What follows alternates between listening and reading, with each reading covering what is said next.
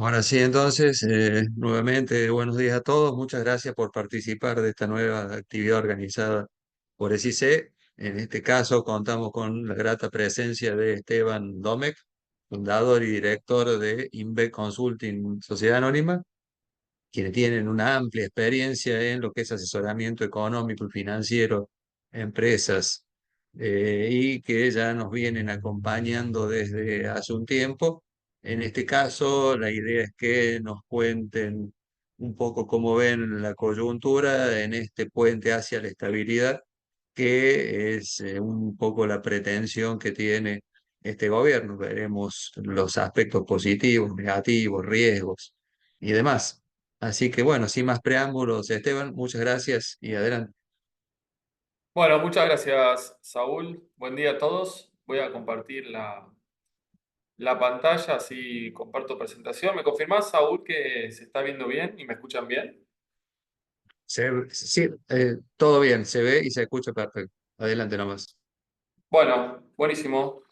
Gracias nuevamente por la invitación. La verdad que es un placer ir compartiendo este espacio de actualización periódica para ir más o menos monitoreando cómo van evolucionando los acontecimientos en este intento de estabilización que comenzó en diciembre, este puente en busca de la estabilidad que comenzamos a hablar desde hace ya algunos meses. La idea es hacer un balance a 5 meses de gestión para entender, digamos, cómo viene avanzando el intento de estabilización, cuáles son los principales avances, cuáles son los temas tal vez que están pendientes, los principales desafíos. Y para hacer eso, en estos minutos, digamos, el eje de la presentación va a tener como primer lugar analizar cómo viene evolucionando el programa económico en tema fiscal, el tema monetario, el tema cambiario y el tema de precios relativos. Una primera parte tal vez un poco más técnica.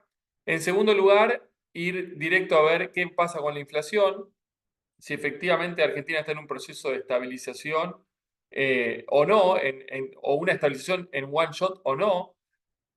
Obviamente ahí vamos a tener que también hablar del tema cambiario, del tema del tipo de cambio real y demás, que hay mucho debate, mucha discusión en torno a ese tema. Y el punto número 3 tiene que ver con la economía real, y ahí la discusión es si es B corta, si es U, si es J invertida, si es L, pero básicamente qué está pasando en el plano real con la actividad, con los componentes de la demanda, con el consumo, con los sectores económicos, y cómo puede la economía argentina empezar a transitar un proceso de recuperación en ese sentido. Dicho esto, voy a ir directamente al programa económico. Hoy no voy a tocar el tema internacional, eventualmente en la parte de preguntas lo podemos profundizar, pero hay mucho para hablar a nivel local, y quiero hacer foco estrictamente en los avances de este intento de estabilización que comenzamos a transitar en diciembre, en el marco de un escenario extremadamente complejo, claramente para la economía argentina. Y digamos, un programa económico que tenía como principal objetivo de corto plazo evitar un escenario de espiralización, el propio presidente llama un escenario de hiper. Entonces, todo el objetivo del programa económico tiene que ver con evitar ese escenario que era nominalmente disruptivo. El eje del programa, lo hemos mencionado también en estos espacios, es claramente el ajuste fiscal. Un ajuste fiscal de 5 puntos del PBI extremadamente exigente, extremadamente desafiante, no solo desde el plano económico, sino principalmente desde el plano político y social. Un ajuste claramente sin precedentes. Eh, y como bien habrán ido leyendo en los medios, digamos, en los primeros meses, efectivamente, el gobierno, la política económica del gobierno está logrando el resultado, por lo menos en un punto de partida, en términos de que el gobierno ha cerrado el déficit fiscal en el primer trimestre del año. Tuvimos un enero, un febrero y un marzo con resultado fiscal superavitario, superavitario en términos totales, porque incluye también el tema de los intereses. Y esto da cuenta de, bueno, por lo menos desde el frente fiscal, el objetivo se está cumpliendo. Ahora vamos a ver cómo se está cumpliendo, pero tenemos un primer tema que tiene que ver con el enorme, digamos, esfuerzo que está haciendo el programa en términos de cerrar el agujero fiscal. Hay que poner sobre la mesa en este punto, digamos, la estrategia de cierre o de conciliación fiscal tenía un 40% del esfuerzo que recaía por el lado de los ingresos, vía más recaudación. Esa mayor recaudación se explicaba en parte por la recuperación del campo, o sea, la contrasequía iba a devolver parte de los derechos de exportación, sobre todo afectados el año pasado por la sequía. Y después un componente que tenía que ver con más recaudación que venía, sobre todo vía la reinstalación del impuesto a las ganancias y algunos otros elementos más, la moratoria, el blanqueo y demás, elementos que se cayeron, digamos, claramente con la caída de la ley bases en enero. Digamos, 40% del esfuerzo fiscal venía con más ingresos, 60% del esfuerzo fiscal venía por una contracción del gasto. La caída de la ley bases original en enero impidió, digamos, que el gobierno pueda aumentar la base de ingresos, la base de recaudación, producto de todos esos impuestos que iban a recaudar que dejan de recaudar. Ahora, dicho esto, si efectivamente el gobierno ha logrado equilibrar las cuentas públicas y ponerlas en positivo, a pesar de no haber aumentado los ingresos, yo voy a marcar para que me empiecen a seguir con algunos conceptos. Fíjense que en los 3 primeros meses del año la recaudación en términos reales no solo no subió como buscó originalmente el programa, sino que encima cayó. Significa que para haber logrado este objetivo de tener superávit en el primer trimestre, bueno, el esfuerzo por el lado del gasto está siendo mucho mayor. Y esto explica por qué, cosa que vamos a hablar después, en términos de actividad y en términos de recesión, digamos, el programa está siendo mucho más contractivo. Y acá está la relevancia, en primer lugar, de esta ley bases 2.0 que está en este momento empezando a discutirse en el Senado. Primer punto. Segundo elemento tiene que ver con lo que está pasando a nivel recaudación adentro, porque bueno, el consolidado da menos 5% prácticamente real, pero todos los impuestos ligados a nivel de actividad están cayendo y estos son los que se coparticipan. Y este es el problema uno para las provincias que están sintiendo una caída muy fuerte en términos de los ingresos por coparticipación automática, que el gobierno nacional compensó casi en su totalidad con lo que son los derechos de exportación e importación, producto de la devaluación y el impuesto país. Y acá se empieza a ver la relevancia del impuesto país en el programa, que no llega a compensar todo lo que se pierde por la recesión, pero aporta claramente muchísimo. Cuando abrimos, entonces dijimos, bueno, al final el ajuste fiscal se tuvo que hacer todo por el lado del gasto, por eso es mucho más duro, por eso es mucho más contractivo, por eso es mucho más recesivo. Cuando abrimos los distintos componentes para explicar cómo se compone este ajuste, y acá empieza a aparecer una de las primeras discusiones o debates en torno a la sostenibilidad de la consolidación fiscal que estamos transitando, cuando uno mira las principales partidas o las partidas que más caen en términos reales, o sea, las que más están ajustando número uno es obra pública. Está cayendo 87%, o sea, casi podríamos decir la canilla de obra pública completamente cerrada, cae 90% en lo que va del primer trimestre, ejecución, esto es base caja del Tesoro. Con lo cual, de cada 10 pesos que le mandaba el gobierno nacional o destinaba el gobierno nacional para hacer obra pública, hoy solo está destinando uno. Y este es el principal, o podemos decir, la partida que más han recortado. En segundo lugar aparecen las provincias, y acá aparece el problema 2 de las provincias, cayendo 77%. De cada 4 pesos que le enviaban, le están mandando solo uno. Después aparece otros subsidios económicos 44. Acá empieza a aparecer el tema de Camesa. Empieza a impactar algo los aumentos de las tarifas, pero esto sobre todo mucho pago cajoneado de Camesa. Después aparecen las jubilaciones y pensiones 35%, prestaciones sociales en su conjunto, que incluye jubilaciones y pensiones, pero también las asignaciones familiares, la UH y los planes sociales, cae 26%. Si pensamos en términos, ok, bueno, las partidas que más están ajustando son obra pública, transferencias a provincias, le sigue subsidios económicos y después llegan las prestaciones sociales. En términos de incidencia, el ahorro, el tamaño de los círculos refleja justamente cuánto del ajuste está recayendo en cada una de las partidas. Y si ustedes observan, el 35% está cayendo acá en términos de lo que son las jubilaciones y pensiones. Si incorporamos el resto de las prestaciones sociales, explican el 44% de, el ahorro fiscal en el primer trimestre del año, donde la única partida que crece significativamente es la asignación universal por hijo. Después la cuenta de interés está positiva, pero casi neutra.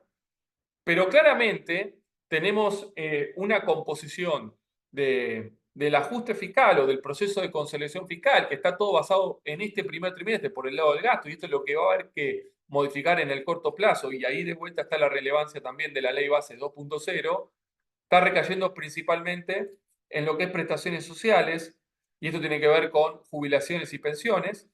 22% del ahorro lo explica la obra pública. Esta obra pública que queda 87% en términos reales explica, uno, casi de cada 5 pesos de ahorro en este primer trimestre, 12% subsidios económicos, 11% gasto de funcionamiento. Acá están todos los recortes en muchas partidas que tienen que ver con cierre de secretarías y demás. También con la reducción de personal, también con la licuación de los salarios públicos. Y acá está el tema provincial, que es, como le decía, el segundo problema que tienen las provincias. El primero es la caída de los ingresos por coparticipación automática. El segundo es la caída de los ingresos por recorte de transferencias discrecionales. Y el tercero es el problema que tienen por la recesión, que también genera una caída en lo que es ingresos propios o recursos tributarios de origen provincial. Entonces, hasta acá tenemos como corazón del programa el ajuste fiscal, con una intención de buscar el equilibrio en las cuentas públicas este año. Esto es un ajuste de casi 5 puntos, termina siendo en realidad de 4,7, pero son casi 5 puntos de ajuste fiscal sin precedentes, en la cual en el arranque del año había una estrategia que no se pudo cumplir por las complicaciones, si quieren, políticas o la imposibilidad de avanzar con algunas leyes, sobre todo la ley ómnibus, que de alguna manera iban a permitir redistribuir el ajuste en distintas maneras. Bueno, eso no se logró. Se está logrando el objetivo. Probablemente muchas de estas partidas no puedan ser sostenibles en el tiempo. Lo cierto es que tal vez incluso podríamos decir que en este primer trimestre han sobreajustado algunas partidas, con lo cual tienen cierto espacio para empezar a relajar algunos segmentos del ajuste, pero tenemos un ajuste o un proceso de consolidación en marcha que probablemente amerite, y seguramente eso va a ser así, ir cambiando la composición para que de alguna manera pueda ser más sostenible en el tiempo. A pesar, insisto, que considero que hay un espacio para ir relajando algunas de las partidas, cosa que seguramente vamos a empezar a ver, porque he podido hablar de los drivers de la recuperación, de la relevancia del consumo y de la relevancia para ese consumo de las transferencias del sector público, que es este bloque que está acá. Y ahí probablemente haya espacio para empezar a reducir el sesgo contractivo de la política fiscal. Y este es el elemento número 1. Elemento número 2 es el problema que teníamos en el balance del Banco Central. Digamos, el programa tiene un segundo componente que tiene que ver con un enorme apretón monetario, una enorme seca monetaria. La base monetaria cae 22% abril contra noviembre en términos reales. Los pasivos remunerados caen 33% en términos reales abril. Estoy hablando de promedios, no de valores de final del mes, sino de promedios. Cae 33% abril 2024 contra noviembre del 2023. Y este es el proceso de fuerte apretón monetario. La plaza prácticamente se seca de pesos, pero un apretón monetario que está explicado en parte por toda la estrategia de absorción monetaria, pero también por la estrategia de licuación. Y la estrategia de licuación obviamente funciona mientras mayor diferencial haya en términos de tasa de interés de política monetaria y niveles de inflación. Ahora, la tasa de interés, después lo voy a mostrar, claramente la han ido bajando, sobre todo en los últimos 60 días aceleraron fuertemente la baja en la tasa de política monetaria. Pero claro, después del fogonazo inflacionario de diciembre, 25%, y de enero 20%, esta inflación que baja a la zona de 13, 11 y se va a la zona de 9 en abril, en términos de licuación, el Banco Central empieza a perder mucho poder de fuego. Fíjense en términos reales. La base monetaria cayó 6,7 en diciembre, los pasivos remunerados 16, en total los pasivos monetarios del Banco Central cayeron en términos reales 14%. Cayeron 6 en enero, 9 en febrero, en marzo solo 4 y en abril 0. Directamente empiezan a flotar. Entonces, esto da cuenta de un proceso de saneamiento del balance del Banco Central, que como fue por la vía de la licuación, la estabilización de alguna manera le empieza a poner un límite a ese proceso de saneamiento. Y es así, fíjense, ahora voy a volver a hablar también de esto, hoy todavía tenemos que convivir estos en promedios mensuales con 32 billones de pesos en pasivos remunerados contra 12 de base monetaria. Estamos hablando de que todavía tenemos 3 bases monetarias contenidos en los pasivos remunerados del Banco Central.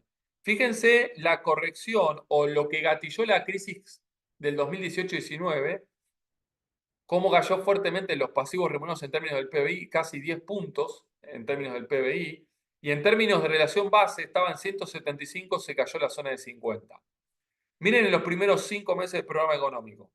Los pasivos remunerados en relación a la base están oscilando en la zona de 300. Entre 2,90 y 3,10 van y vienen, pero siguen muy, muy elevados. Hay un proceso de reducción en términos reales, el 33%, en términos del PIB cae de 9,3 a 7, pero si comparamos lo que pasó en el 2018 con lo que pasó ahora, pareciera ser que el proceso de saneamiento del balance del Banco Central, que implica reducir la masa de pasivos pesos por un lado y recomponer la masa de activo dólar del otro lado, por el lado de pesos empieza a encontrar ciertas limitaciones. O el programa empieza a ser, si quieren, menos efectivo para continuar con este proceso de saneamiento. Justamente en el tema cambiario, para ver el otro lado del balance del Banco Central, hemos salido de la hemorragia que implicó el programa económico de la gestión anterior. En lo que va de la gestión van 15.000 millones de dólares de compras, entonces empiezan a recomponer fuertemente el activo porque gran parte de estas compras en el mercado de cambio quedan. Casi 11.000 millones de dólares de estos 15.000 han logrado acumular de reservas, con lo cual esto es positivo. Y es cierto que gran parte de esta compra se debe al esquema de diferimiento de pago de importaciones que han mantenido como estrategia en el frente cambiario. Si tuviese que resumir, digamos, la estrategia o el programa económico, diría, bueno, tenemos un shock fiscal, un ajuste fiscal muy importante, con una estrategia de saneamiento monetario vía licuación, con torniquete cambiario, porque el programa convive con el cepo, convive con los tipos de cambio múltiples y convive con un esquema ya legitimado de diferimiento de pago de importaciones. Antes era la CIRA, te prometo, y al final después te lo difiero. Ahora de entrada se optó por un esquema de diferimiento de pago. Y ese torniquete es el que le explica, sumado a mucha recesión, cómo el Banco Central sigue comprando fuertemente reservas. Y esto desde el punto de vista del saneamiento del balance del Banco Central es positivo. Obviamente desde el lado del funcionamiento de la actividad económica, en términos de nivel de actividad y en términos de normalización del pago de importaciones, sigue siendo un tema a resolver. El cuarto componente es una estrategia de oxigenación financiera, un horizonte financiero que se ha despejado. Ahora, fíjense lo siguiente. Hablamos del activo y del pasivo del balance del Banco Central para entender el proceso de saneamiento. Acá lo que tenemos es la base monetaria y los pasivos remunerados en dólares, el dólar obviamente oficial del balance del Banco Central, y las reservas internacionales. Esta es la devaluación de Kichilov. Esta es la unificación cambiaria de Macri en diciembre de 2015. Esta es la crisis cambiaria de Macri del 18-19 y agosto del 2019. Y esto es lo que empezamos a transitar a partir de diciembre. La devaluación obviamente busca el saneamiento del balance del Banco Central por la vía de la licuación de los pasivos monetarios en pesos que están en el pasivo del balance del Banco Central. Del otro lado tenemos las reservas internacionales. Acá tenemos todo el proceso de pérdida de reservas en el gobierno, en el segundo gobierno de Cristina Fernández, todo el proceso de recomposición de Mauricio Macri. Fíjense este pedazo que está acá, en el 2018, donde las reservas empiezan a superar, las reservas brutas, empiezan a superar los pasivos monetarios medidos en dólares. Obviamente, acá está el aporte del Fondo Monetario Internacional y acá está toda la aceleración de la crisis después de agosto del 2019. Y ahí ya empieza toda la pérdida más importante de reservas. Pero la crisis cambiaria del 2018 y principio del 2019, que implica una fuerte reducción en dólares de los pasivos monetarios peso del balance del Banco Central, convive con una fuerte recomposición de reservas internacionales. El resultado de eso, si nosotros medimos activos en dólares genuinos, reservas internacionales brutas o netas, versus pasivos monetarios, ya sea base más pasivos remunerados, fíjense todo el proceso de saneamiento del balance del Banco Central que se gatilló con la crisis del 2018-19, cómo transformó este ratio de reservas brutas menos pasivos remunerados menos base monetaria de casi menos 70.000 a positivo 20.000. Y si agarramos las reservas netas, pasaron de menos 94.000 a la zona de menos 25.000. Este es el balance del Banco Central prácticamente saneado que recibe Alberto Fernández en el arranque de la gestión. Y fíjense lo que vuelve a pasar en esos 4 años. De vuelta, todo el deterioro, toda la quiebra del Banco Central nuevamente. Ahora, miren lo que pasó en diciembre. De menos 108.000, la situación era todavía incluso más crítica que la que se recibe en diciembre del 2015. La relación contra netas de menos 96.000, Macri recibe reservas netas menos 3.000 millones de dólares, descontado la base y los pasivos daba menos 96.000, el punto de partida es menos 108.000, mucho más dañado. Hay una recomposición, va hasta la zona de 63 y miren lo que está pasando desde diciembre hasta acá, post devaluación. Si ustedes observan, voy a borrar lo que escribí, empieza a tener una trayectoria negativa nuevamente. Y esto tiene que ver con que a pesar de la performance positiva en términos de acumulación de reservas, dije, se compraron 15.000 millones de dólares en el MULC, en el mercado de cambio, se acumularon casi 11.000, pero del otro lado, la masa monetaria peso sigue creciendo con mucha tasa, a pesar de que se está licuando el tema de la inflación, y acá empieza a verse también el tema del crawling al 2%, y de vuelta, pareciera ser que en términos de saneamiento del balance del Banco Central, el programa queda a mitad de camino, y esto es lo que complica la apertura del cepo cambiario en el corto plazo.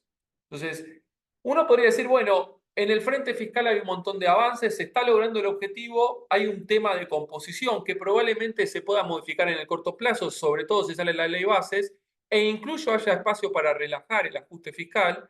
En el plano monetario y cambiario, en el balance del Banco Central hay muchísimos avances, pero el programa empieza a enfrentar algunas restricciones o limitaciones para poder seguir continuando con el proceso de saneamiento, porque de a poco el Banco Central tal vez va a empezar a comprar menos reservas, sobre todo después que pase la cosecha, sobre todo también por el perfil de vencimiento de deuda y de pagos con el Fondo Monetario. Y además la estrategia de la ecuación es efectiva, pero la tasa todavía sigue estando muy por encima del crawling, y eso implica que en términos de saneamiento de la hoja de balance del Banco Central, el programa empieza a contar con ciertas limitaciones.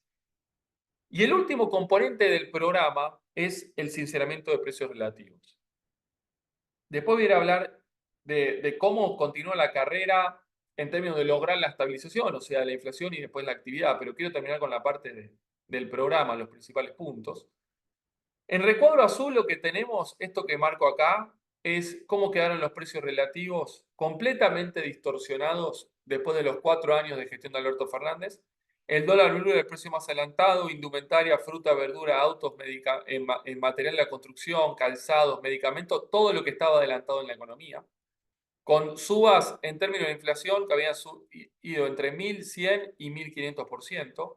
Inflación promedio era 900% en la gestión. Y acá estaba todo lo atrasado. Tarifa de servicios públicos, esto es el GBA principalmente, transporte público, combustibles, teléfono, internet, el dólar oficial, prepagas, etc.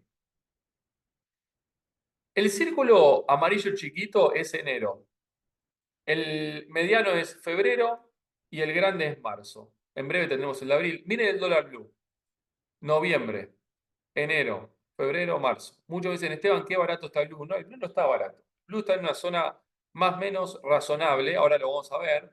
El tema es que nos habíamos acostumbrado a un dólar explotado, un dólar estratosférico de explosión de un programa macroeconómico. Y la Argentina claramente, con este nivel del dólar, ¿cómo queda la Argentina con estos precios relativos? Regalada, baratísima, porque la otra discusión hoy es, Argentina está en un fuerte proceso de apreciación cambiaria, nos está volviendo muy caro y es insostenible. Claro, si lo comparamos con la Argentina en dólares que teníamos en el gobierno anterior, efectivamente es así, y era esperable que pase. Incluso con cualquier programa económico, en algún momento el principio de la normalización macro y de estabilización automáticamente te iba a generar una salida de esta zona de overshoot en los dólares financieros, o sea, el correlato es que tenés que encarecer sí o sí. Ahora, eso es con el dólar blue. Miren el dólar oficial, atrasadísimo. En enero corrige todo el atraso cambiario de 4,5 años. Febrero, marzo, cuando salga abril va a estar acá, mayo, probablemente junio vuelva a estar acá. Entonces acá tenemos algunos de los temas también que están en el centro del debate, después voy a hablar, pero tenemos precios que se empiezan a sincerar razonablemente, dólar blue, otros que se sinceran y se empiezan a tasar nuevamente. Tenemos muchos precios, hostelería, gastronomía, equipos tecnológicos, calzado, azúcar, etcétera, que estaban adelantados y producto de la recesión, del apretón fiscal y demás, empiezan a ceder, fíjense, indumentaria. Algunos otros que estaban adelantados se suben más, autos, café, té, yerba, algunos alimentos, aceite, manteca. Bueno, acá tenemos algún tema. Transporte público hay un sinceramiento parcial. Las prepagas, fíjense las prepagas, estaban atrasadas, perdón, voy a marcar, estaban atrasadas acá. 27% había caído en términos reales en los 4 años anteriores. Quedan 10% abajo en marzo. En abril ya estaban dando acá. Ahora vuelven a empezar con todo el ida y vuelta en tema de las prepagas. Servicios públicos subiendo marginalmente y ahora el gobierno encima difiriendo los aumentos de tarifas que había para mayo. Combustibles prácticamente sincerados, pero también empiezan a congelar los aumentos que se habían pactado para, de alguna manera, que no se vuelvan a atrasar. Entonces, cuando uno mira esto, uno dice, bueno, hay grandes avances también en el frente de corrección de precios relativos, pero pareciera ser que estamos ante un proceso de corrección de precios relativos que se está quedando tal vez a mitad de camino, o que por lo menos todavía tiene un trecho por recorrer. Y esto, de alguna manera, es un tema a resolver en términos de avanzar también con el intento de estabilización, porque claramente acá está quedando mucha inflación, digamos, todavía sin sincerar. Estamos de alguna manera postergando inflación presente y eh, sentando bases para mayor inflación futura. Y esto es una de las complicaciones que está teniendo el programa de estabilización, que fue muy exigente en términos desde después de diciembre, ya automáticamente plantear un sendero de fuerte desaceleración inflacionaria cuando todavía quedaba mucho por corregir de precios relativos. Entonces, hoy empezamos a convivir con un programa que necesita, sobre todo políticamente hablando, avanzar fuertemente en términos de la baja de la inflación para afianzar la estabilización, pero todo lo que están haciendo empieza a implicar que el programa tiene que convivir con una estructura de precios relativos y no es que tienen que volver, porque muchos, Esteban, ¿qué tiene que ver el equilibrio o el precio base, lo que fuese? No tiene, esto en realidad no es un precio de equilibrio, es un precio base en un contexto de no distorsión de precios relativos, donde tenías más o menos una estructura, un vector de precios bastante alineado, y está claro que no va a volver a eso, no tiene que volver a eso. Pero lo que también está claro es que los servicios públicos no van a poder quedar acá y las prepagas no van a poder quedar acá. Así como hay precios que están acá arriba que tampoco van a poder quedar acá. Porque el encarecimiento de la Argentina, que mencionan algunos, este era el dólar blue a noviembre con estos precios, este es el dólar blue a abril con estos precios, y dicen Argentina está cara. Bueno, esto está caro y esto sigue barato. Entonces acá hay un tema que tiene que ver con, insisto, también avances en este frente en términos de sinceramiento de precios relativos, pero que todavía queda mucho, y esto es lo que complica en el corto plazo el intento de estabilización, el intento de una baja contundente y sostenida de la inflación que voy a ir a mencionar ahora. Entonces, dicho esto, voy a pasar a la parte número 2, a ver cómo avanza el tema cambiario, qué pasa con el tipo de cambio real y con la inflación, justamente, para ver si efectivamente la economía argentina puede consolidar este intento de estabilización. El Banco Central compra reservas y acumula, perdón, compra dólares y acumula reservas de 11 mil millones de dólares que dejó Alberto Fernández, había arrancado con 11 mil, entrega menos 11, después del pago del fondo terminó en menos 1, pero ya habíamos estado en casi 1.000 millones positivo y en breve va a estar de vuelta en positivo. Entonces, podríamos decir, bueno, el Banco Central compra dólares en el MULC. Sí, es cierto, lo hacen a costa de mucho cepo, de mucho diferente pago de importaciones, de mucha recesión, pero lo positivo número 2 es que acumula reservas y en paralelo el tipo de cambio financiero todavía continúa en niveles sumamente bajos, fundamental.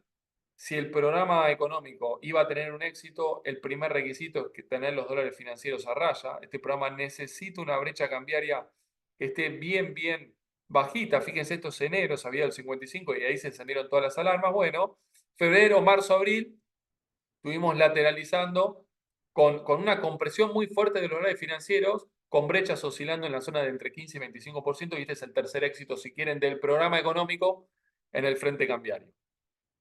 Ahora, toda la discusión está en términos de la velocidad despareja de esta carrera nominal respecto a dónde va la inflación, por dónde va la tasa de interés y por dónde va el crawling del 2% seteado en diciembre, que en principio iba a ser hasta el 30 de diciembre y después le dieron continuidad a dónde deja el tipo de cambio real.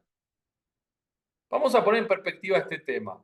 El 1 a 1 de los 90 plata dura es 634 pesos. Este es el 1 a 1 de la convertibilidad. El 4 pesos de overshoot cambiario en junio del 2002. Este es el de 4 pesos, es casi 2.000 pesos. Este es el 1 a 1. Dólar competitivo de Néstor entre el 2003 y 2007, casi 1.600 pesos.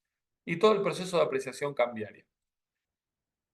Los 800 pesos del 12 de diciembre, esa plata hoy 1.542, hoy está en 879. En este mismo espacio hemos dicho 2-3 meses atrás, ojo con la velocidad de desaceleración de la inflación, que puede ser algo incompatible con el crawling del 2%. Y efectivamente, si ustedes observan acá, hoy ya tenemos el tipo de cambio que teníamos pre-devaluación de masa y el que tuvo en promedio más o menos Macri en el 2016 y el 2017, con un déficit de cuenta corriente de 5 puntos del PBI. Y está claro, y yo comparto la visión del gobierno, que Argentina iba a ir a un proceso de encarecimiento y va a ir a un proceso de encarecimiento. Lo que podría ser discutible es la velocidad o la secuencia de ese proceso de encarecimiento. Porque está claro que una Argentina con equilibrios macroeconómicos, con un Estado, digamos, eficiente, chico y superavitario, y con un shock de productividad post reformas estructurales de la economía argentina, el tipo de cambio real, incluso de mediano y largo plazo, puede ser más bajo que el de la convertibilidad.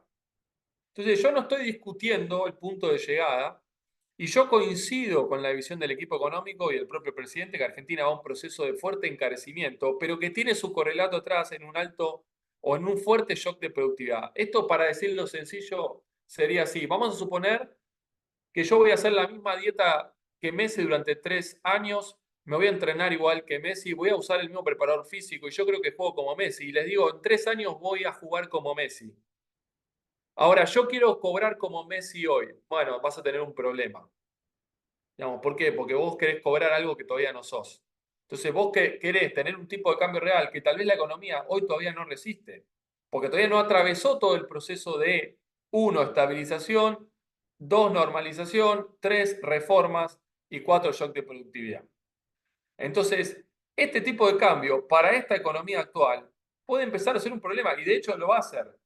Entonces, la pregunta es si esto conecta rápidamente con esa economía mucho más productiva o no, para de alguna manera validar el proceso de encarecimiento. Y si no, el correlato va a ser una economía que va a tener que ajustar con mucho más recesión o puede comprometer la salida de la fase de recuperación. Si la estrategia continúa en este sendero y el crawling al 2 con la trayectoria de inflación, en junio vamos a tener el mismo tipo de cambio que dejó Massa el 10 de diciembre y en diciembre el tipo de cambio va a ser exactamente el 1 a 1. O sea, estas son las trayectorias. Entonces, en diciembre vamos a hablar de que volvió el 1 a 1. Ahora, en una estrategia de aceleración del crawl que proponen algunos, digamos, esa estrategia de aceleración del crawl hoy ya llega tarde, no te saca del empantanamiento o de la asfixia del esquema cambiario. Y después viene la tercera hipótesis que dicen, bueno, entonces vamos a hacer una corrección del esquema, como sea, primero probablemente con modificaciones del blend, con dólar soft, con lo que fuese, con parches, para decirlo de alguna manera, y después con algún sinceramiento. Y muchos dicen no, porque eso implicaría tal vez mucha inestabilidad económica y también política, con lo cual sería insostenible. Bueno, yo no lo tengo tan claro, ahora voy a mostrar por qué, pero yo creo que tranquilamente puede venir una fase 2 en términos del programa de estabilización, en la cual si vos tenés el ajuste fiscal hecho, tenés el balance del Banco Central bastante avanzado en términos del saneamiento, tenés un programa con un ancla nominal clara, con el fondo atrás, con algo de dólares que hayas podido conseguir, además de lo que recuperaste en términos del activo del balance del Banco Central, vos podrías hacer un movimiento quirúrgico de recomponer parcialmente, anclar, soltar controles probablemente y desasfixiar al esquema cambiario para ya dejar una trayectoria que de alguna manera mate fuertemente la inflación, como sucedió en el auto de la convertibilidad, cosa que voy a mostrar después. Entonces yo creo que hay espacio, digamos, no es el final del camino si el esquema cambiario no cerró. Lo que puede ser el final del camino es si el esquema cambiario no cerró y quedaste en un callejón que no podés salir. Vienen los tipos de cambio paralelos. Y acá está el encarecimiento de la Argentina, que se había acostumbrado a convivir con dólares de overshoot de las crisis cambiarias de Alberto Fernández, completamente irreales. Ahí está el 1109 que está el CCL ahora. Perdón, hay un problema acá con el gráfico, después lo voy a corregir cuando lo envíe. Pero bueno, este es el sinceramiento. Y tarde o temprano este movimiento incluso podría ser, digamos, de alguna manera comprimir o cerrar la brecha cambiaria en su totalidad.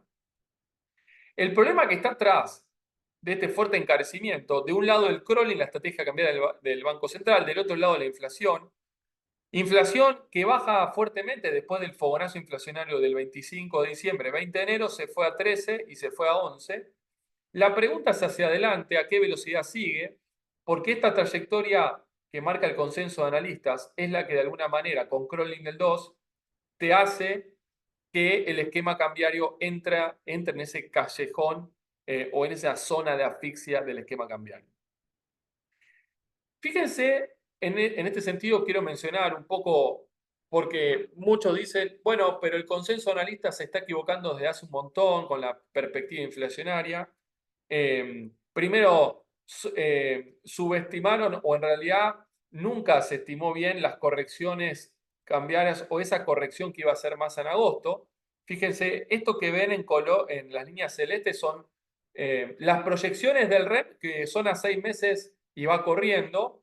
Acá está la aceleración de inflación después de la devaluación del 30% en agosto del 2023, dejan el tipo de cambio fijo, y obviamente todo esto no se esperaba, el mercado no lo podía prever. Acá está el 25 de diciembre. Ahora, si ustedes observan, hasta el REP de noviembre, las trayectorias de inflación, todo el mercado, o por lo menos el consenso del mercado, el consenso de analistas, esperaba ese fogonazo inflacionario, pero no esperaba un 40 o 50% de inflación. Es más, esperaba en la zona de 20. Recién con la convalidación de la propia inflación, esperó 27 y quedó algo desbocado. Después probablemente, acá hay una trayectoria que queda un poco por arriba de la trayectoria de desinflación efectiva, y este es el último dato que salió ayer, que da cuenta de 9%. Nosotros estamos en la zona de 9,5%, este dato todavía no está, este es el dato de la consultora, lo voy a mostrar, pero el mercado le puso marcó 9% de inflación esperada para cerrar abril, 7,5 mayo, 6,8, 6,3 del 6. Obviamente que esta trayectoria de inflación es con un esquema cambiario que no se toca. Entonces, no tiene ningún tipo de componente correctivo en el esquema cambiario, pero esta trayectoria que encima no tiene ese componente, fíjense, en 90 días acumula 22% de inflación, 7,5 de mayo, 6,8 de junio, 6,3 de julio, con 10% más o menos que va a correr la tasa de interés en 90 días, con 6% que va a correr el CRON. Y esto en términos también de estrategia de inversión ya está marcando el camino. La incógnita es la brecha, si es que hay turbulencia o no en el camino. Si este esquema entra en una situación tal vez de asfixia, puede el mercado anticiparse con brecha y obviamente los dólares financieros correrían otra suerte. Pero incluso una trayectoria mejor a la del consenso de analistas deja al esquema cambiario en una situación comprometida. Fíjense si la película la hacemos hasta octubre, 44 de inflación con 21 de tasa. Esto es una tasa que se está suponiendo constante, que con poca probabilidad va a ser así, o sea, la tasa va a ser incluso todavía menor con un crawling del 12. 44 de inflación con crawling del 12. Bueno, esto es un tema que tiene que ver con la calibración de cómo corren las variables nominales. Fíjense la inflación de alta frecuencia que medimos en la consultora, alimentos y bebidas. En rojo tenemos el dato oficial del INDEC. Acá está el fogonazo inflacionario de diciembre, el 19 en alimentos y bebidas de enero, 13, 11. Fíjense acá. ¿Qué pasó con la inflación? Dejó de bajar, flotó. Empezó a flotar en un nivel incluso superior al que tenía acá. Ahí se encendieron las alarmas y ahí es donde el equipo económico cambia la estrategia. Bueno, apertura de importaciones, bueno, reunión con supermercados, reunión con alimenticias, diferimiento de tarifas, diferimiento de combustibles, prepagas vuelvan para atrás. Y miren la inflación de alimentos como hace ahora. 0,5 negativo la primera semana de abril, 2,8, 0,5, 0,9 negativo, 1,7. A nosotros nos dio 4,7 el promedio de las últimas 4 semanas. Entonces, efectiva, la estrategia o el cambio en la estrategia está siendo efectivo para torcer la muñeca de una inflación que, como les decía antes, tenía mucho componente inercial. Ahora, el componente inercial se ve principalmente en la inflación general. Acá está el fogonazo, el 25 de diciembre, el 20 de enero, 13,11. Fíjense cómo quiebra y miren cómo plancha ahora. ¿Y qué hicieron en las últimas semanas? Bueno, hay que diferir el aumento de las tarifas de servicios públicos. Y también los combustibles y la prepaga para atrás. ¿Para qué? Para que esto haga esto. Entonces, acá hay una batalla compleja de corto plazo. Nosotros estamos optimistas respecto a que Argentina va a un claro proceso de desinflación y puede consolidar y cerrar el intento de estabilización. Ahora, en el corto plazo hay elementos inerciales que tienen que ver con componentes de corrección de precios relativos, componentes propiamente inerciales, componentes de credibilidad que hacen que la inflación de corto sea mucho más difícil de domar. Y esta dificultad en que la inflación baje como un piano con el crawl en el 2, dejan al esquema cambiario en esa situación de asfixia que les mencionaba. Entonces les quiero mostrar el arranque del austral y de la convertibilidad y el arranque actual. Esto que ven acá es contra el eje derecho, las devaluaciones. En Bordeaux es el austral. Estas devaluaban, devaluaban, devaluaban, hasta que en junio del 85 se implementó el austral. Miren la inflación mensual. Flotaba contra el eje izquierdo en la zona de entre 15 y 30, 6% dio julio del 85, 3,1, 2%. En 4 meses el austral mató la inflación. Miren la convertibilidad. La última suba al tipo de cambio de evaluación fue del 70% en enero, en abril se anuncia. Y fue todo el anuncio, incluso después implementación en diciembre, pero todo credibilidad con anclaje. Miren la inflación. 27 se va a 11, de 11 se va a 6, de 6 se va a 3. En 4 meses mató la inflación. Después se fue al 0,4 en el mes 7. Cuando se estaba prácticamente ya haciendo el cambio del austral al peso. Pero ya estaba totalmente anclado. Miren el arranque actual. Acá está el 121 de diciembre. Y ahí está acá está el recorrido de la inflación. 25, 20, 11, 13, 11. Esto era con el REM anterior, pero va a dar 9,5, va a ser esto. Pero fíjense el anclaje cambiario, porque lo llegan a ver acá. Acá está el crawling al 2, 2, 2. Entonces, bueno, tenemos ahí un desacople en las trayectorias nominales de las variables claves del programa que dan cuenta de que, desde mi punto de vista, amerita una recalibración y para mí eso tiene que ver con una fase 2 del programa de estabilización. Tasas bajan para continuar con la estrategia de licuación y el mercado sigue muy optimista, muy alcista. Hubo un poco de turbulencias en las últimas semanas, complicaciones afuera, algunas complicaciones internas. Después de la votación volvió a ponerse alcista. El mercado, de alguna manera, le está dando el visto bueno al intento de estabilización. Bonos muy firmes, riesgo país ya en la zona de 1.200 puntos. El Merval en dólares ayer superó los 1.300, con lo cual hay un frente financiero que luce muy optimista respecto a lo que está sucediendo con la marcha general de la economía y del país en general. Con esto nos metemos en el punto número 3, que tiene que ver con qué pasa mientras tanto con la economía. Mientras avanza el intento o este puente en busca de la estabilidad que estamos transitando desde el 10 de diciembre. Último dato del EMAE es el dato de febrero, 3,2 abajo el interanual, contra enero apenas 0,2. Empieza a haber, por lo menos en el dato del EMAE de febrero, como una pausa a la caída. Esta es la visión de largo plazo de ese fenómeno. Esto es toda la recuperación post pandemia. Acá el programa de Alberto se queda sin nafta, la economía bajonera, con mucha amortiguación por la brecha cambiaria y el cepo, cosa que hemos conversado en las ediciones anteriores. La pregunta que surge ahora es cómo sale la economía de acá, a qué velocidad, con qué sectores, con qué forma, etcétera. Nosotros estamos pensando, y después voy a profundizar sobre esto, hoy estamos en mayo, que en este momento deberíamos estar transitando el peor momento de todo este proceso en términos de actividad.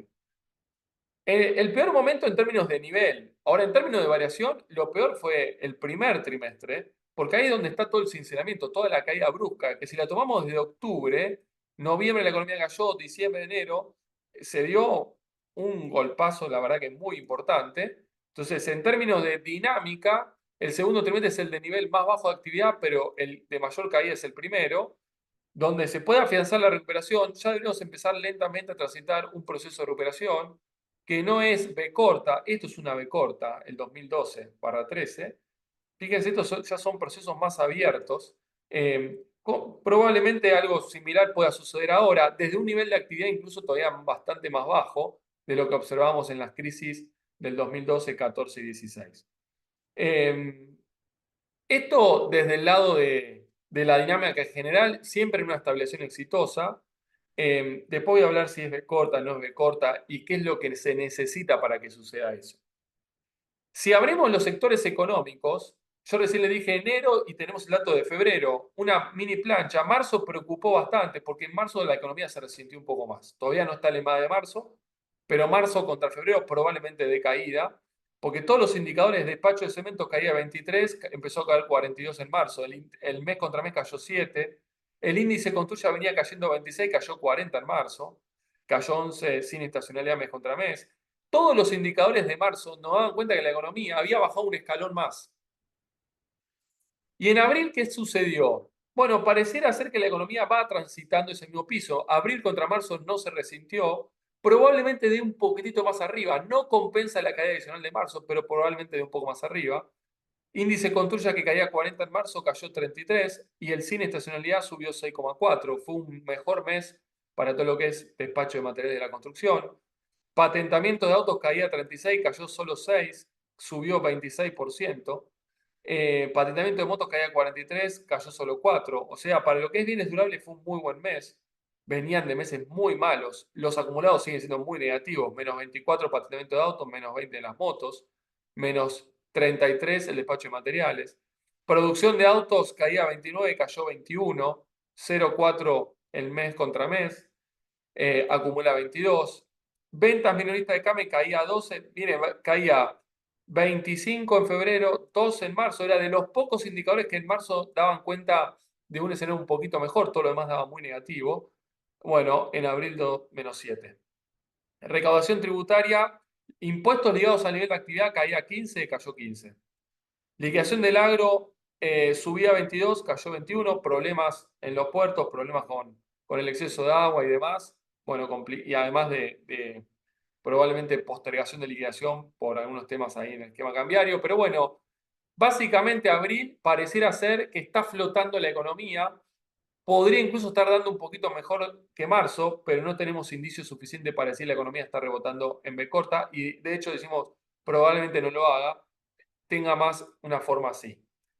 Insisto, después voy a explicar por qué. Voy a terminar con eso.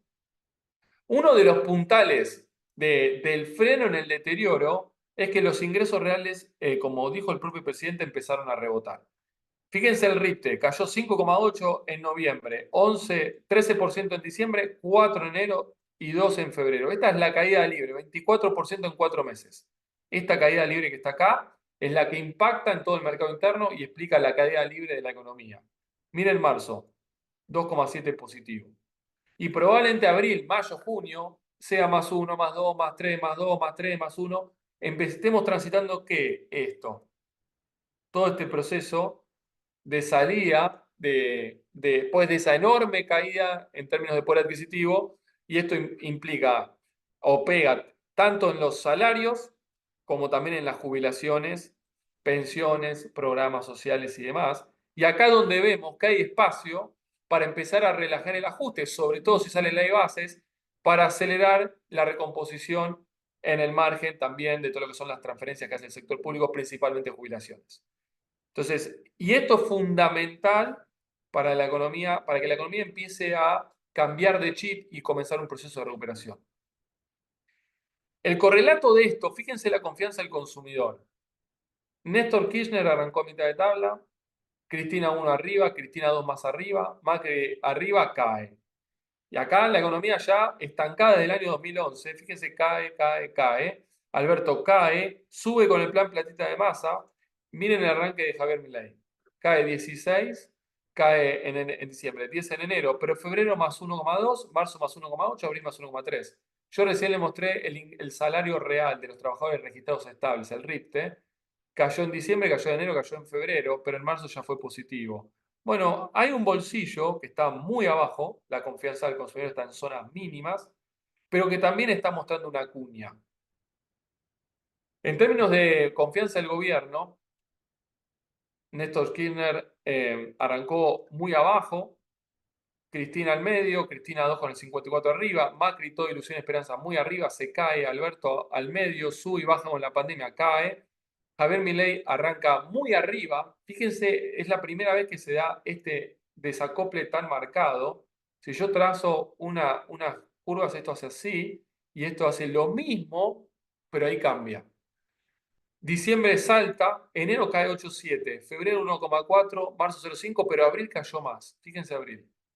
Y es esto que acelera ahí. Esto también está reclamando un relajamiento en el programa económico. Hay que en alguna manera estaba, desde mi punto de vista, exagerado el ajuste, estaba sobre reaccionando la política económica. Y esto explica también muchos cambios en la actitud con distintos temas, por ejemplo, prepagas, por ejemplo, tarifas, por ejemplo, paritarias, etcétera, porque claramente hay que ponerle un piso al proceso de erosión de capital político por parte del gobierno mientras terminamos de cruzar este puente. Esto en cuanto al mercado interno, afectado por la caída de los ingresos reales, algún deterioro en el empleo, confianza del consumidor en zona de mínimos, el crédito va a empezar a transicionar, pero muy poco y no ahora, va a tardar, sobre todo el crédito al consumo. Probablemente el crédito a las empresas sí empiece a servir un poco, pero no para dinamizar el consumo en el corto plazo. La clave está en los sectores que están volcados al mercado externo, que están todos expansivos, no lo mostré, pero el agro está más de 20 puntos arriba, va a terminar el año más de 30, minería está 11 arriba en lo que va del año, petróleo está 9 arriba, turismo receptivo internacional está 26 arriba. Entonces, todo el mercado externo sigue expansivo, exportaciones, primer trimestre está 18,5% arriba. 4 meses de superávit de la balanza comercial. Acá tenés la economía que sale de un 2023 fatídico en términos de balanza comercial, sobre todo por la sequía, perdimos 7.000 millones de dólares o tuvimos una balanza comercial deficitaria en 7.000. Este año se está haciendo en la zona de 16.000 a pesar del deterioro que tuvimos en los commodities. Entonces, tenemos una realidad acá, digamos, quebrada, un mercado interno muy afectado por el intento de estabilización, un mercado externo muy expansivo a pesar incluso de los temas cambiarios que mencioné antes. Entonces, estando ya más o menos en tiempo, yo quiero cerrar explicando un poco la dinámica desde el lado real, desde el lado de la actividad, cómo eventualmente la economía debería o podría salir de esta situación, sobre todo de esta caída tan brusca que vimos en los primeros meses de este año. Este es el 2023, un 2023 que estuvo muy afectado sobre todo por la sequía, el PBI cayó 1,6, las importaciones crecieron, y esto tiene que ver con el cepo, la brecha y la oportunidad de sacarse los pesos de encima con un dólar totalmente artificial, el consumo más 1,1, más 1,2 el consumo público, 6,7 las exportaciones por la sequía, la inversión cayendo, y este fue el 2023. ¿Qué pasa con el 2024? En términos de dinámica y por los distintos componentes de la demanda. ¿Qué pasa? Empecemos por, si quieren, lo más fácil, las exportaciones. ¿Qué va a pasar con las exportaciones? Bueno, van a crecer fuertemente. ¿Por qué? Principal argumento, la contrasequía. A pesar de que la campaña no es óptima en términos de volumen, porque tuvimos algunas complicaciones climáticas y sobre todo con la chicharrita en el margen o en el cierre de la campaña del maíz, tenemos una fuerte recomposición de la campaña agrícola y esto se combina con minería, con petróleo, gas, economía del conocimiento, servicios turísticos receptivos, etc. Claramente, las exportaciones ya están expansivas y todos los sectores volcados, todo esto que está acá, es justamente, están agarrados de este componente de la demanda. Entonces, expansivo en el primer semestre, o muy expansivo en el segundo, motor de la fase de recuperación. Ahora, en el corto plazo, en los primeros meses, digo, primer semestre es todo el proceso de estabilización, si quieren. Obviamente que las exportaciones tienen un peso relativo muy chico como para compensar todo lo que está pasando con los otros componentes del lado de la demanda. ¿Qué pasa con la cuenta de inversión? Construcción está muy, muy abajo. El año termine probablemente 20 abajo. Recién les mostré, despacho de material está 33 abajo. Obra pública les mostré al principio, está 90% abajo. Las empresas están completamente pasadas de maquinaria porque aprovecharon el tipo de cambio artificial de los últimos años para actualizar todas las maquinarias, todos los bienes de capital. Y encima tiene mucha capacidad ociosa. Entonces, ¿cómo va a estar la inversión en todo el arranque? A pesar del RIG, del cambio de gobierno y demás, la inversión en el arranque está muy, muy afectada. Y la inversión es un componente muy procíclico y además que acelera fuertemente el movimiento. Entonces, en el arranque tira muy abajo y después eventualmente empieza a planchar. El tercero es el consumo público, obviamente afectado por la política fiscal ultra contractiva. Y el cuarto más importante es el consumo. Y esta es la variable clave. El consumo en el arranque, ¿cómo está? Muy mal. ¿Por qué? Porque caen fuertemente los ingresos reales que le mostré. Más de 20 puntos de caída en los salarios, en las jubilaciones, en las pensiones en 4 meses. Y eso convive con pérdida de empleo y con reducción en las transferencias en términos reales. Confianza del consumidor en mínimos, rebota, pero está muy abajo. El crédito es marginal y al consumo sigue siendo caro y los bancos tienen mucha reticencia porque quieren testear la capacidad de pago de los individuos. Con lo cual, ¿qué pasa con el consumo en todo el proceso de arranque? Y es lo que están sintiendo muchos ustedes, se desploma fuerte. Entonces, si tenemos las exportaciones empujando, la inversión cayendo fuerte, el consumo público cayendo fuerte, el consumo privado cayendo fuerte, ¿qué pasa con la economía del arranque? Cae fuerte. ¿Cómo dio el primer trimestre? Casi 7 puntos abajo contra el mismo trimestre del año pasado. Las importaciones acompañando ese movimiento. ¿Qué debería pasar en el segundo semestre? La inversión deja de caer y empieza un proceso de recomposición, pero no un proceso fuerte, no va a estar expansivo, pero no va a estar contractivo, va a acompañar, las expo siguen empujando. El sesgo fiscal de la política económica va a seguir contractivo, pero para nosotros con un sesgo menos contractivo. O sea, vamos a salir de una política fiscal ultra contractiva a una política fiscal un poco más laxa en términos de un ajuste que tiene que seguir, por eso sigue empujando para abajo, pero con un componente de consumo que se tiene que recomponer. Y la pregunta es, bueno, ¿qué tiene que pasar para que esta rueda, que representa casi el 70% del producto, empiece a cambiar el chip? Y si esta no cambia, la economía no cambia. Esta es fundamental. Si la economía empieza un proceso de salida, que insisto que para mí no es muy corta, lo va a poder hacer sí, solo sí. Con estos drivers de acá, el consumo pega la vuelta. Entonces la pregunta es, bueno, vamos a uno por uno. Pérdida de empleo. Probablemente la pérdida de empleo avance todo el primer semestre y después no va a empezar un proceso fuerte de recuperación en el arranque. ¿Por qué? Por la estrategia económica en general. Digamos, probablemente sí el año que viene, pero no este año. O sea, no va a haber un proceso de fuerte recuperación del empleo en el segundo semestre que pueda revertir el consumo tirando para atrás. La política fiscal y monetaria ultracontractiva probablemente tengamos un sesgo, como les decía recién, menos contractivo. Entonces, bueno, si empiezo a recomponer las transferencias a los jubilados y algunos programas y pongo algunos bonos, bueno, acá tengo un argumento, pero para eso ¿qué necesito? Relajar el ajuste fiscal. ¿Qué necesito para relajar el ajuste fiscal? Cambiar la composición del mismo y tener la ley de bases. Bueno, si eso sucede, esto va a cambiar. Ahora, la variable clave va a estar acá. El crédito, insisto, va a empezar a aparecer de a cuenta gotas al consumo.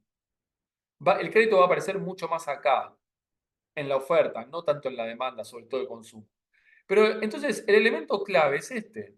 Entonces, acá necesitamos afianzar un proceso en el cual la inflación quede por debajo del aumento de los ingresos, sobre todo de los salarios, cosa que pasó en marzo, y para eso es clave que la inflación siga bajando fuertemente y que las paritarias vayan a un proceso de recomposición, pero que no desboque el programa o el intento de estabilización.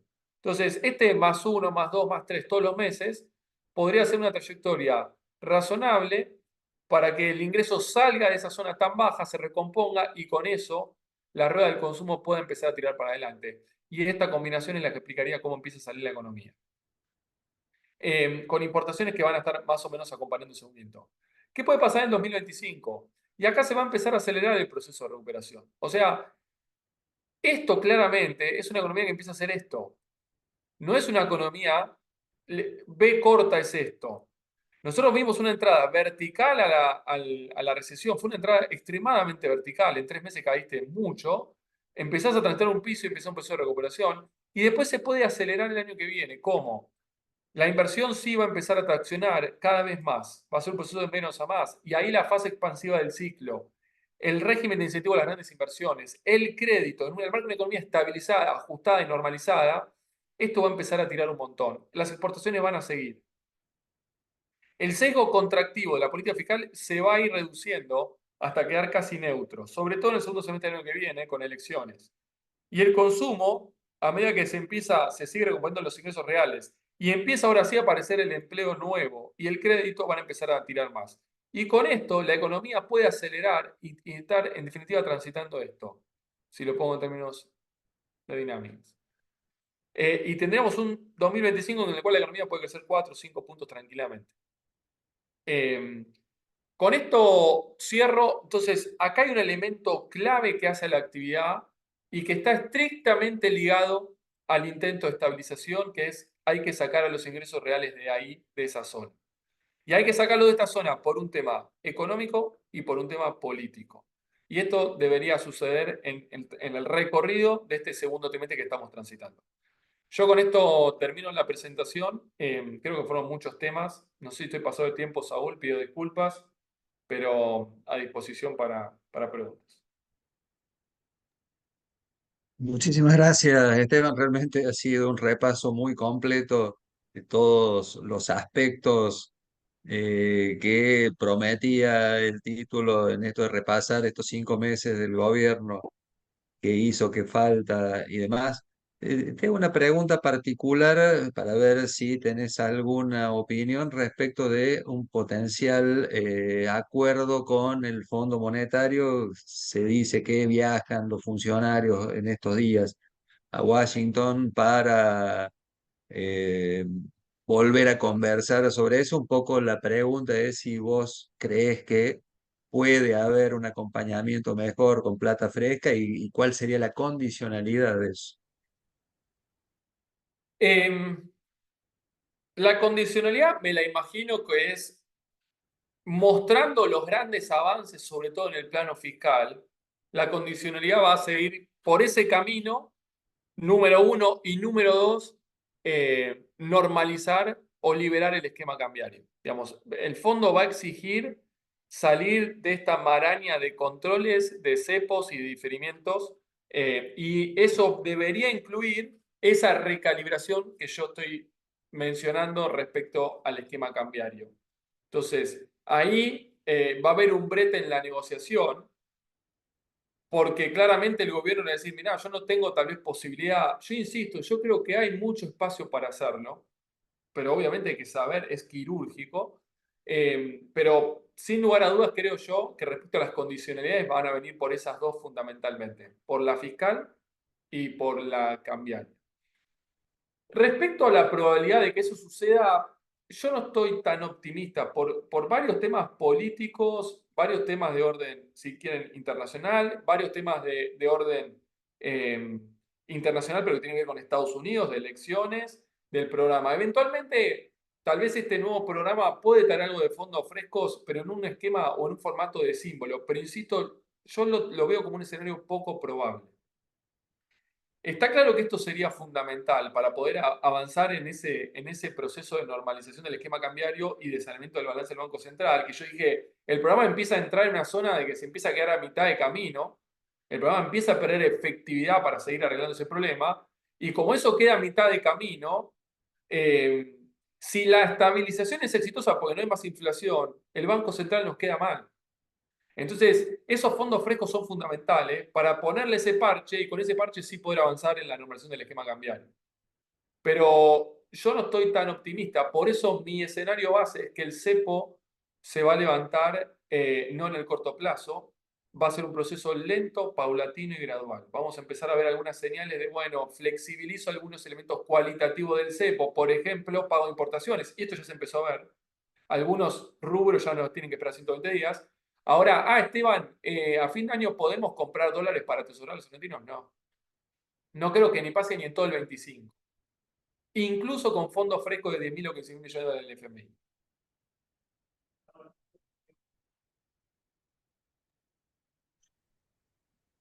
Ah, estás Muchas muteado, gracias. Edgar.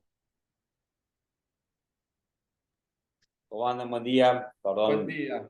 ¿Cómo estamos estás? desde Buenos Aires, escuchando un poco. Te diría que si viéramos que volvemos con algunas políticas que se aplicaron en el intento de estabilización anterior de Macri, me asustaría más que si seguimos por esa senda gradual de liberación de algunas cuestiones de la Total. economía, ¿no? Que quizás te pueden dar lugar a una recuperación más lenta, pero menos especulación financiera que termina llevándote a vaivenes que normalmente en la Argentina nunca supimos manejar. Entiendo. Déjame, Aníbal, déjame hacer una acotación con respecto a esto. Sí. Eh, yo no creo que el cepo sea un impedimento para la fase de recuperación, para transitar de ninguna manera. O sea, la economía Ah, argentina, es como que hay, viste, ves noticias periodísticas, ves total. el cepo, que si no se saca el cepo, nada puede funcionar. ¿Qué opinas al respecto que estás mucho más metido en la economía real? Para transitar la fase de recuperación, que implica recuperar todo lo que caímos en los últimos meses, vos tenés un largo recorrido que lo podés hacer con el cepo. O sea, ahora, el tema es si la economía puede crecer post recuperación con o sin cepo, o con qué cepo. Porque ahí empiezan a jugar los grandes capitales. Entonces, ahí empieza a aparecer un tema, porque, digamos, está claro que cuando uno analiza desde el lado del enfoque absorción la cuenta corriente superavitaria, que es una justificación de que Argentina puede convivir con un tipo de cambio real apreciadísimo, que lo que están diciendo varios economistas. Bueno, yo la pregunta que me hago es, ok, si vos ya recuperaste el nivel, porque vos hoy estás con una brutal recesión, con mucho diferimiento de pago de importaciones y con mucho cepo. Si yo necesito salir del cepo para crecer, no para recuperar, vamos a hablar del 2025 al 2027, y la economía ya transitó toda la fase de recuperación inicial, y yo quiero normalizar el pago, el resultado de la cuenta corriente te queda positivo o negativo. Porque ahí sí necesitas que la cuenta financiera te dé palanca. Para vos poder convivir con una cuenta corriente neutra o algo en rojo, a lo Macri, si querés, apalancada por ingreso en la cuenta financiera. Ujú. Entonces, vos vas a necesitar eso en algún momento. Ojo que el ingreso a la cuenta financiera es inversión extranjera directa también. Correcto. Eh, entonces, hay un trade-off ahí entre corto y largo plazo. Yo no me pondría muy... lo que vos dijiste, Aníbal, acá hay que salir, pero salir bien. Y eso es en tiempo y forma. Eh, Hemos charlado y te escuchaba hace un ratito bueno, el sostenimiento, ¿no?, del esquema cambiario que tiene mucho que ver con todo este tema de la cuenta corriente, ¿sí? Y vos ves que de corto plazo sigue funcionando. Eh,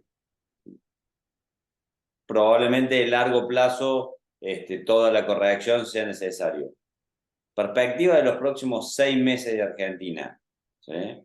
Eh, Yendo un poco también a la parte financiera, ¿no? Es decir, se ha bajado enormemente la tasa de interés porque de niveles de arriba, bien arriba del 10% mensual, ya estás en el El 3. 4 y En 3,3 los probablemente, plazos fijos. bueno, y por lo que se habla, no sería descartable, no sé si otro recorte de 100, de 100 BP, de 10%, pero se habla que en breve podremos estar viendo algún recorte adicional de tasa, como parte también de meterle combustible a esta recuperación, no crecimiento, sino recuperación. ¿Qué estás viendo vos en la variable financiera? ¿Qué está pensando el inversor promedio o la empresa promedio? Donde ya, hoy hablaba, Galicia te está prestando al 28,5, ¿sí? Que es prácticamente la tasa de evaluación que tenés hoy. Te quedas en pesos, te vas a dólares, ya, saliendo un poco de economía real, ¿no?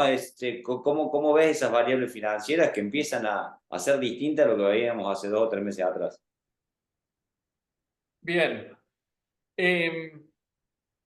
Yo creo que ahora entramos si yo pensaba en este proceso de estabilización como un proceso de 2, 3 trimestres, hoy estamos a mitad de camino. Y en este proceso a mitad de camino, yo creo que ahora queda la parte un poco más compleja. ¿Por qué? Desde el punto de vista económico, político y social es la parte compleja. Y también lo van a leer así los mercados. ¿Por qué es más complejo económicamente? Bueno, porque ahora tenés que llevar, o sea, la inflación de 25 a 10 es un partido, de 10 a 2 es otro partido. ¿Por qué es más complejo desde el punto de vista social? Porque la luna de miel terminó, yo ahora quiero respuestas, yo te aguanto, ajustá, ajustá, ajustá, ahora dame las buenas. Y ahora si no aparecen las buenas, yo sigo perdiendo empleo y mi ingreso real está allá abajo, bueno. Y políticamente, por todo lo que está pasando en términos a nivel legislativo, provincias, etcétera. Entonces, dicho esto, pensemos en la carrera nominal. Yo recién lo mostré. Vamos a suponer que la inflación navega al ritmo que dice el REM en los próximos 90 días, 3 meses. La inflación va a ser 20, 22, 24%. La tasa probablemente la bajen un poco más, pero ojo que ya tenés un límite a la baja. ¿Cuál es el límite? El crawling. Porque este programa necesita tasa contra dólar positiva. Entonces, si hoy un plazo fijo está a 40, es 3,3 mensual, la podés bajar 10 puntos más y ya no tenés más margen. Entonces, yo creo que están ahí exigiendo la baja del tasa por un tema estrictamente lo que está pasando, que mencioné recién con el pasivo del Banco Central. Pero olvidémonos de eso. Vamos a decir, bueno, la inflación va a acumular en los próximos 90 días 22%. La tasa va a acumular 10%, el crawling 6%. Si no hay turbulencias en el camino, la brecha va a flotar baja o tal vez comprime más. O sea, tal vez los financieros se mueven cero. Entonces digo, inflación 20, tasa 10, crawling 6, dólares libres 0. ¿Qué tenemos que hacer? Toda inflación. Eh, ahora, si es válida la hipótesis de que ahora viene la parte compleja en términos económicos, políticos y sociales, y el esquema tal vez amerita algunas recalibraciones, eso probablemente no te cambie la trayectoria de los tres primeros. Inflación va a seguir al 20 por 90 días, la tasa al 10 o al 9, el 8 se la bajan un poco, y el 6 el crawling, pero tal vez los financieros se pican. ¿20%? ¿30%? O sea, un CCL que se vaya de 1100 a 1400, en términos reales, no tiene nada que ver con los dólares 2600 explotados de Alberto Fernández. Pero en términos de carrera nominal, te está diciendo, che, ¿cómo querés pasar los próximos test tranquilos? Entonces, la pregunta es, después voy a hablar de acciones y bonos, ¿no? Si vos tolerás las turbulencias arriba del avión o no. Yo digo, para mí al final del camino se va a estabilizar la economía argentina. Y en ese proceso de estabilización, los bonos se van a ir a paridades de 80. Se van a paridad de 80. Ahora la pregunta es si esto es un recorrido lineal de 60 a 80 con los CCLs, con el CCE, los FDO, tranquilos o no, o en el medio va a haber ruido y volatilidad, o sea, turbulencias. Yo creo que hay bastante probabilidad de turbulencia. Lo vengo diciendo desde hace 1 o 2 meses y de hecho ya hubo un pequeño ruido. Pero bueno, habrá que ver. Tal vez al final no hay turbulencia, es lineal y no pasa, no pasa nada, pero yo creo que este esquema cambiario que entra en situación de asfixia va a ser anticipado por dólares financieros que se tensionan, producto de esta combinación que van a implicar turbulencia en el camino. Ahora, si yo no tengo problema en aguantar la turbulencia y estoy pensando con inversión de medio a largo plazo, eso es un detalle. Van a ser momentos para seguir entrando, entrando, entrando. Saúl,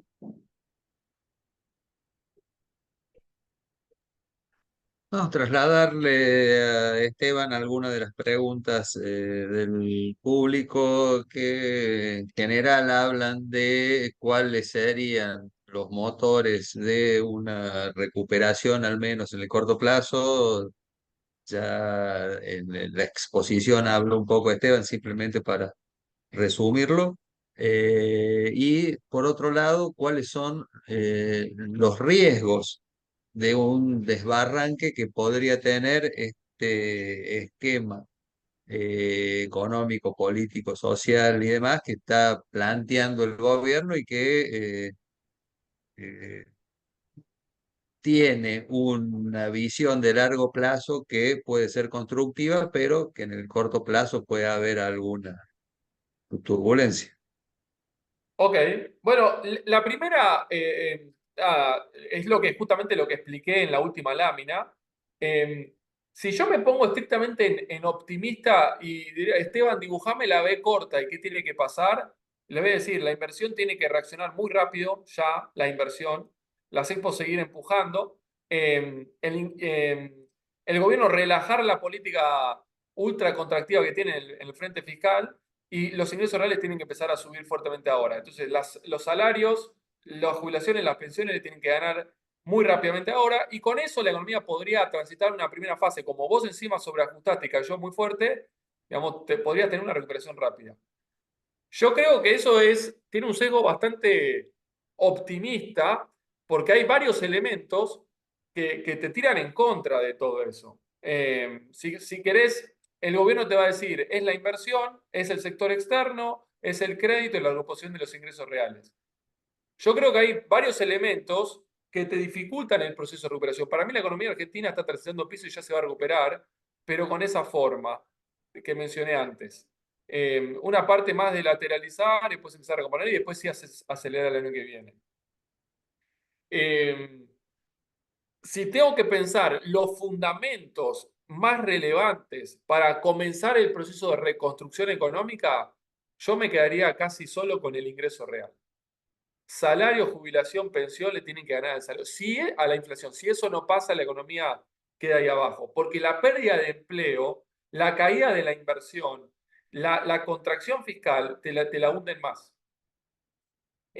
Ahora, respecto a los escenarios, yo no los volví a ratificar, pero había dicho, si yo quería graficar los escenarios, los podía medir en términos de la calidad y la consistencia del programa, de más a menos, y la tolerancia social al ajuste, de más a menos.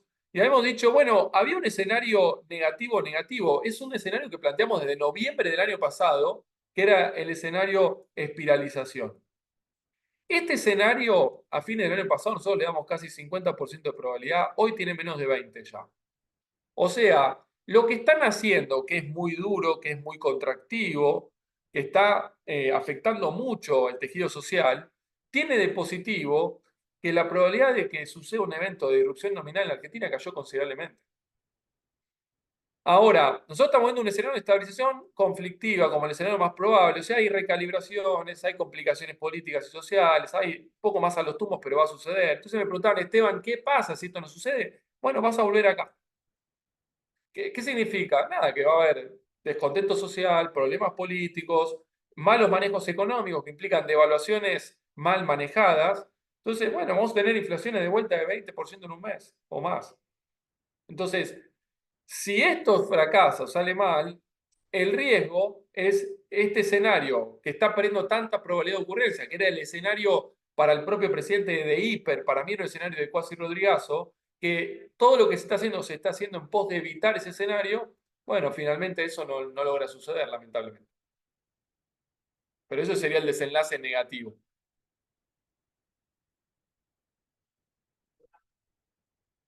Que insisto, Saúl, para nosotros cayó considerablemente la probabilidad de ese evento. Si vos Te llevo tuvieras, otra pregunta más de mercado en particular, y ahí te dejo, Aníbal, que es una pregunta muy recurrente de las tesorerías, fundamentalmente de las compañías, es tasa fija o ajuste cero para los pesos estructurales. Pero, ¿para colocación o para toma de crédito, Saúl? No, no, para colocación, para excedente Y financiero. para mí es ser, ¿eh? Ustedes son los especialistas después de con qué instrumento se maximiza la captura de esta inflación que tenemos, pero no lo mostré, o sea, lo mostré pero no lo mencioné.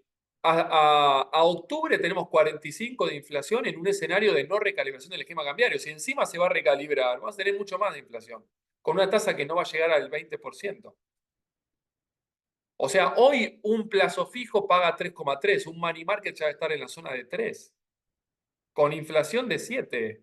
Nosotros estamos viendo un mayo que va a estar en la zona de 7, la zona de 6 tal vez junio, si avanza, 4, 5, pero claramente está todavía muy, muy desacoplado ahí el sendero de la inflación versus cómo está quedando la tasa de interés.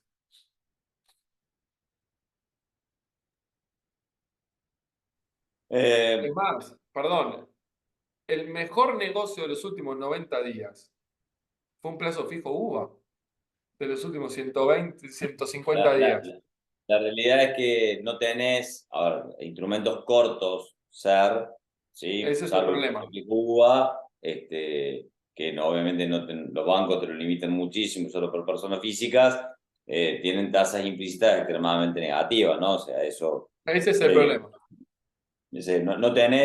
no tenés instrumentos financieros para captar esa inflación de manera directa. Sí, de alguna manera pensamos también, al igual que vos, que existiendo un riesgo de que esto no salga tan bien, porque por ahí en Argentina somos muy pendulares de pensar que vamos a la hiperinflación derecho y que todo explota, pues, pensamos que está todo resuelto. Bien dijiste vos, creo que estamos a la mitad del río y viene la parte más correntosa del río, ¿no? O sea, la parte donde 100%. probablemente tengas más idas y vueltas. Vos mencionaste hace un ratito y por eso has trazado, si se quiere, ha sido bastante prudente, más prudente que otros a la hora de trazar escenarios optimistas.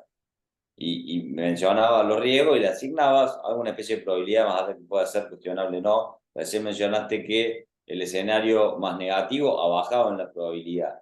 Si vos tuvieras que hacer muy rápido, en síntesis, decir, che, mi escenario positivo sería este y le asigno tal probabilidad, el escenario intermedio, si se quiere, es este con tal probabilidad y el escenario negativo, que algo lo describiste recién, de volver a un esquema de alta inflación y demás, tiene tal probabilidad. ¿Cómo sería ese número de INVEC? Mirá, no lo incorporé en la presentación, pues lo tenemos porque lo había conversado 2 meses atrás, pero no nos movimos prácticamente de eso. Nosotros mapeábamos 3 escenarios. El espiralización era el negativo. Y después hablamos de estabilización nosotros dos. Uno de estabilización exitosa, todo sale bien. Una de estabilización conflictiva. A noviembre, diciembre del año pasado decíamos, probabilidad del negativo 50%, estabilización exitosa 10, al medio 40. Estabilización conflictiva. Y recién dije, pará, el negativo bajó de 50 a 20 por lo que está haciendo el gobierno. Ahora, el exitoso todo sale bien. ¿Subió? No, sigue en 10. Es más, me animo a decir, ya estando en mayo, este no puede ocurrir casi. ¿Por qué no? Porque la soja bajó de 500 a 440. Porque el real se depreció de 480 a 510. Porque no salió la ley base. Por esto, por lo otro, por lo otro. En este establecimiento exitosa todo sale bien, la economía caía a 3 con inflación de 150 o 160. Y la economía salía fuerte en B corta.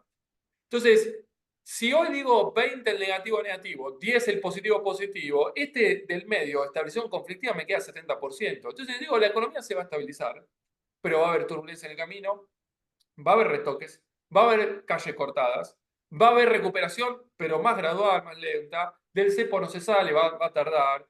Hay recalibración. Entonces, yo me estoy imaginando esta película. Y ahora, como bien decís vos, para mí están los 3 meses económica, política y socialmente claves. Acá es donde se ve el partido de la estabilización. Porque van a tener que estar quirúrgicos en los 3 frentes. Lo de la ley base de la semana pasada es muy, muy positivo. Muy positivo. Para, por lo menos en el frente político. El uno, empezar a darle algo de contención a todo este intento de estabilización. Eh, entonces, yo creo que la economía se va a estabilizar, pero no en un sendero lineal en la cual todo sale bien y vamos felices. No, es complejo, va a haber que darle batalla. Y creo que en ese dar batalla el programa necesita una fase 2 que no es mortal, que no es letal. No es que, no, si quiero hacer un movimiento, bueno, no es así. Es así si no te preparás para esa fase 2 y crees que todo sale bien de una. Yo creo que hay mucho espacio para recalibrar el programa sin morir en el intento. Es más, ahí sí vas a tener el shock expansivo que el propio presidente decía que tenía la economía, que los programas de shock eran expansivos. Este es un programa de shock ultra contractivo, porque para mí falta esa fase 2 que lo hace ultra expansivo. No sé si te queda algo, Saúl, si no lo liberamos a Esteban. No, no, no tengo más preguntas. Bueno, nuevamente, gracias Esteban, siempre sos muy claro y nos encanta escucharte y ver un poco este enfoque que tiene muchas veces un sesgo de la economía real, que la mayoría de nuestros clientes la viven a diario, la sufren a diario en Argentina. Esperemos que más allá de estos idas y vueltas y estos vaivenes vayamos encontrando un rumbo un poco más lógico, argentino pero lógico.